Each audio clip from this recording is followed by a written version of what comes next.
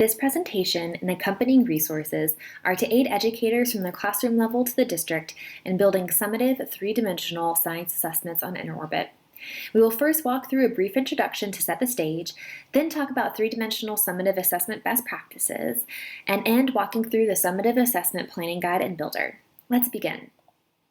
Let's establish the purpose of summative assessments, discuss InnerOrbit's stance on summative assessments, and share some use cases where summative assessments have real power to shift teacher practice and student learning. First off, purpose. Summative assessments may go by different names, such as end-of-unit, benchmarks, etc., but the main purpose remains the same: to collect data from a longer window of time to analyze, reflect, and plan future decisions. Though summative assessments are not as nimble as more frequent and smaller formative assessments, they have the power to summarize student learning at a larger scale to guide student supports, programmatic decisions, and curricular revisions. At InnerOrbit, we believe assessment is never a gotcha, but is rather an opportunity for educators to reflect on their own practice. We encourage our educators to take a growth mindset approach when building rigorous assessments and reflecting on data, being on the lookout for deficit thinking. Although just one summative assessment can provide rich data, we encourage schools and districts to consider many points of data when making programmatic decisions. Even more importantly, we encourage our educators to follow equitable assessment practices by also using many data points when making decisions about student opportunities and access. Finally, summative assessment should provide clear and actionable data to drive decision making. Time should be set aside for purposeful analysis and collaborative reflection. Summative assessments can occur at many different times for different purposes. They can be at the end of a unit of study, capturing students' final understandings and transfer of knowledge and skills. They can happen many times throughout the year to track towards end-of-year state testing. Summative assessments can also be used as a roadmap throughout many years of tracking to evaluate programmatic health. Let's now go through some high-level considerations leadership teams will need to think about when organizing their vision for summative assessments on InnerOrbit. First, consider the frequency and timing of your summative assessments. What may work best in one context may not work best in others. You'll want to think through how many summative assessments you want to administer throughout the year, which will dictate how many each assessment will cover. With smaller, more frequent summative assessments, you can craft them to follow units of study. Or for larger pulse checks, you can have longer, more summative benchmarks. Also think through when the optimal time to summatively assess may be for your students.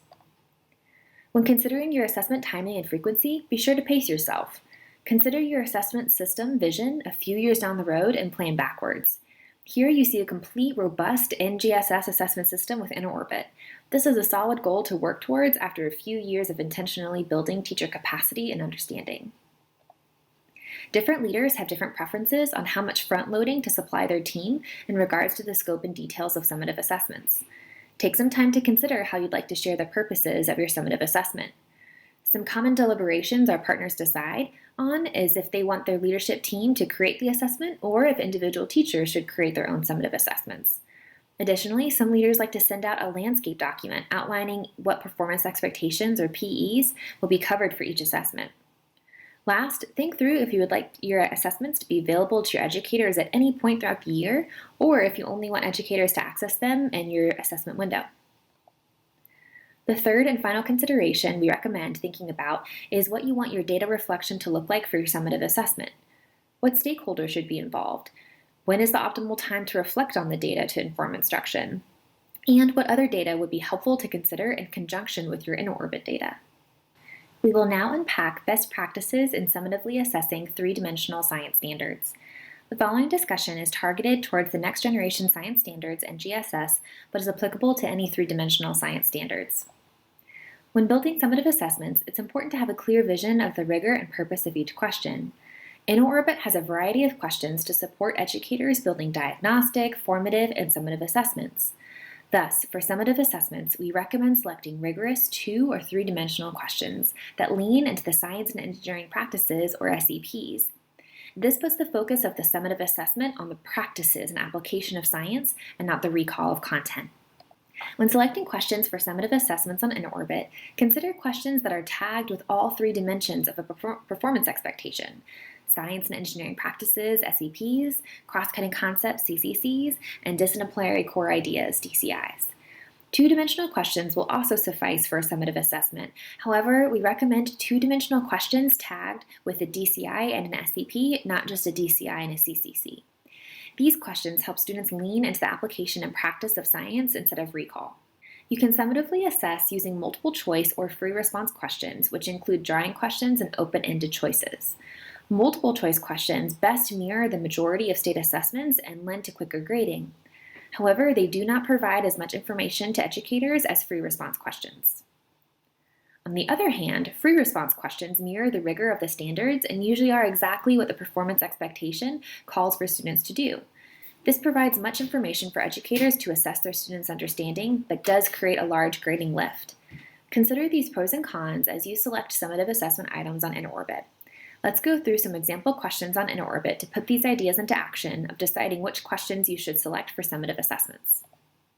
For this example, we will be assessing MS LS46 with the following dimensions: using mathematics and computational thinking, SCP, LS4C, adaptation, which is the DCI, and cause and effect, which is the CCC.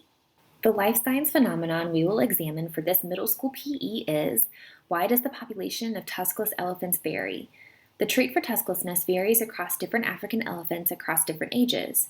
When poaching was on the rise in the 1970s and 1980s, elephants without tusks were more likely to survive and reproduce because they weren't a target for poachers.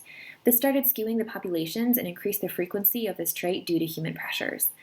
Let's look at some questions found on InnerOrbit for this PE and figure out which questions we should choose for our summative assessment.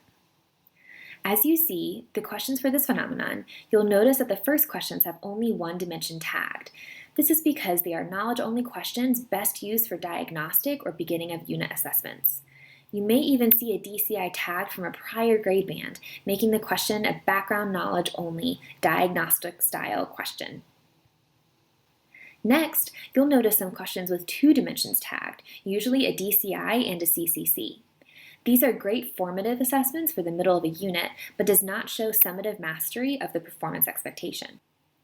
The most rigorous multiple choice questions will have all three dimensions tagged: DCIs, CCCs, and SCPs. These items most closely reflect state testing questions and can be used to make claims about student mastery of the performance expectation. These three-dimensional multiple choice questions are perfect to use for summative assessments. Last, the most rigorous questions on InnerOrbit are summative free response questions. These questions can be free response, typing questions, or drawing questions. These questions ask students to do exactly what the performance expectations indicate and synthesize all three dimensions. These three-dimensional free response questions are perfect to use for summative assessments. In sum, you will notice four types of questions on InnerOrbit. Knowledge-only questions will be tagged with just the DCI and are great to use at the beginning of a unit as a diagnostic or early formative assessment. Formative multiple choice questions will focus on two dimensions of the NGSS, either the DCI and CCC or DCI and SCP. Summative multiple choice questions are crafted around all three dimensions of the performance expectation. Summative free response questions are the most rigorous questions on the site and will most accurately show student mastery of the PE. We recommend using summative multiple choice questions and summative free response questions on your summative assessments. To help your team plan your summative assessments, InnerOrbit is providing a planning guide with questions for your team to consider. We recommend deciding on these big picture questions in our planning guide before building your summative assessment on InnerOrbit. Step 1 is to consider the performance expectations you want your summative assessment to assess. You may need to revise your list based upon the considerations in Step 2, or break the summative assessment into multiple assessments. Step 2 is to decide your target assessment length. We recommend planning 5 minutes per question to allow students to make sense of the phenomenon presented with their assessment items.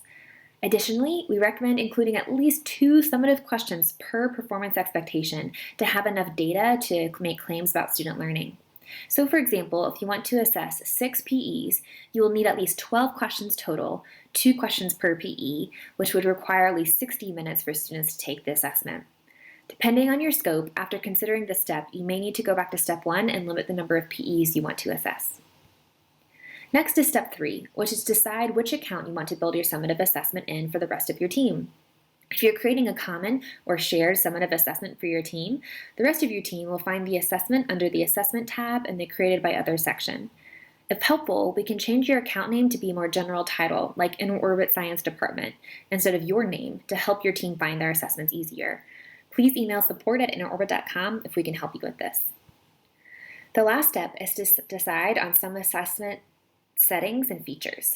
First, decide what question types you want to include based upon the pros and cons we discussed earlier: multiple choice, open-ended, or a combination of the two. Next, decide if you want students to see their answers after submission or not. If you do not want students to immediately see their answers after submitting, but want to release answers afterwards, you can always go back and change the setting to show answers, and then students can see the results and answers in their scores tab in their account. After, decide if you want to modify any of the questions on InnerOrbit to suit your context and needs of your students. To modify a question on InnerOrbit means to change the wording and/or context of the question. The Summative Assessment Builder can modify questions for everyone when building the assessment. Individual teachers can modify the assessment after it is built by making a copy and modifying it, or you can decide to not include any modifications on your questions. Last, decide on how you want teachers to find your summative assessment, either by teachers looking in the Created by Others section on InnerOrbit, or to send the direct assessment link to the planning document of your team's choosing. Here is the entire summative guide with steps 1 through 4. You will find an editable PDF of this document in the Support drop-down menu on InnerOrbit under your profile picture. You are now ready to build your summative assessment on InnerOrbit. We have created a Summative Assessment Builder spreadsheet to support this process and to capture helpful information on your assessment to share with your team. The Summative Assessment Builder will help you keep track of each question you decide to use in your summative assessment. Let's walk through some of the features of this spreadsheet. To help keep track of all the dimensions your summative assessment is assessing, we created simple drop-down menus for the SEPs, DCIs, and CCCs. Hover over the box to see a list of the SEP abbreviations with the abbreviation key to the right. You will see the totals update when you select a dimension from the list, which you will see in the completed version in a couple slides. Let's walk through how to fill out the builder per question.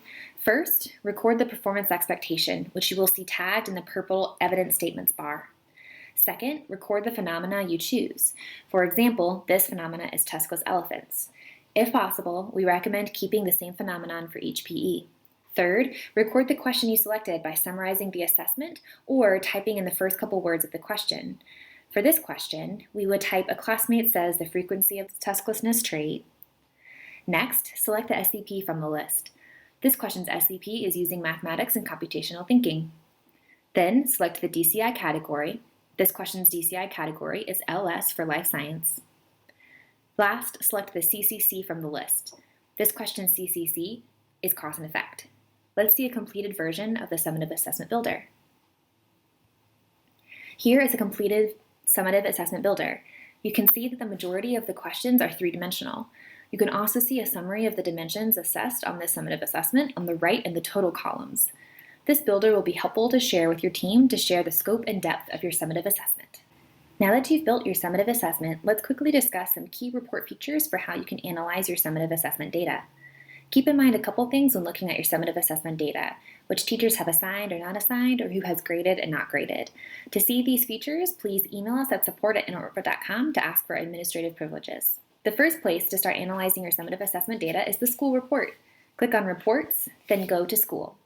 Scroll down and click on the Assessment filter and select your summative assessment from the pop-up window. Then select which school, teachers, or classes you'd like to see data for. You can also look at data by student in the Student filter. If your context uses specific percentages to measure proficiency, you can set these percentages in the proficiency categories. Last, you can check which standards were not assessed with the Show All Standards filter. Our next suggestion for analyzing your summative data is the assignment report. Click on Reports and then Assignments. Scroll until you find your summative assessment and then click View Full Report. After clicking on your summative assessment, you can see which students have completed or not completed the assessment by clicking on the progress bar. After looking through individual student total scores by class and teacher, scroll down to the bottom of the report to look at the question matrix. Hover over questions to see a deeper analysis of each question. You can see the breakdown of which students chose which answer or which students received scores of 1 to 4 on open-ended questions. Additionally, we recommend that you use our InnerOrbit Summative Data Chat. Please find the resources for this data chat under the Data Analysis section in the Support drop-down menu under your profile picture. Thank you for exploring our Summative Assessment Guide. Please find more resources under the Support drop-down menu under your InnerOrbit profile. If there's anything we can do for you, please email us at support@innerorbit.com or chat with us on the site. Happy orbiting!